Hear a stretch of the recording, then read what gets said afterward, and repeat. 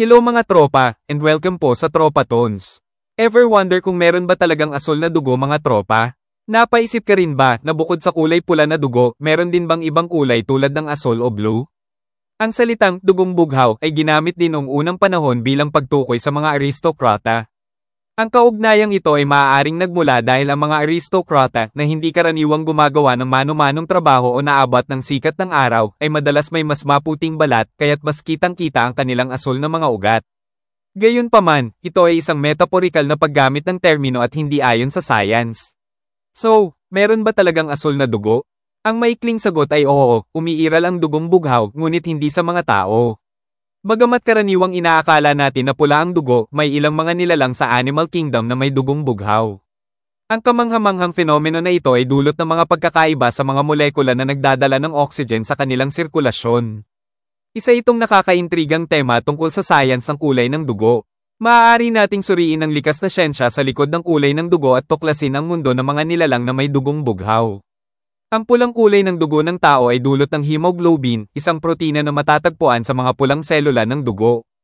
Ang hemoglobin ay may kasamang iron na sumasanib sa oxygen. Kapag may oxygen, ang hemoglobin na naglalaman ng iron ay nagbibigay ng matingkad na pulang kulay sa dugo. Ang dugo na walang oxygen, na madalas iniuugnay sa asul, ay talagang darker red ang kulay. Ang malaasul na itsura ng mga ugat na nakikita sa ating balat ay isang optical illusion lamang na dulot ng interaksyon ng liwanag sa balat at mga daluyan ng dugo.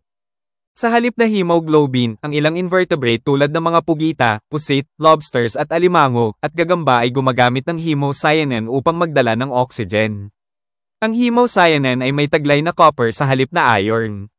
Kapag may oxygen, nagbibigay ang hemocyanin ng asul na kulay sa dugo. Ito ay dahil ang copper ay sumisipsip ng different wavelengths ng liwanag kaysa sa iron, kaya't nagkakaroon ng asul na itsura ang dugo. Bagamat karamihan sa mga hayop ay may pulang dugo, ang ilang nilalang gaya ng mga horseshoe crab at pugita ay may dugong bughaw dahil sa hemocyanin, isang protina na naglalaman ng copper sa halip na iron.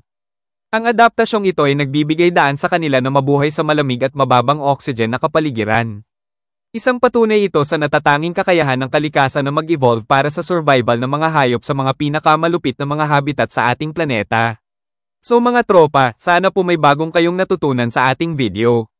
If you like the video, kindly like, share and subscribe po sa Tropa Tones and turn on the notification bell para lagi kang updated sa mga bagong kaalaman.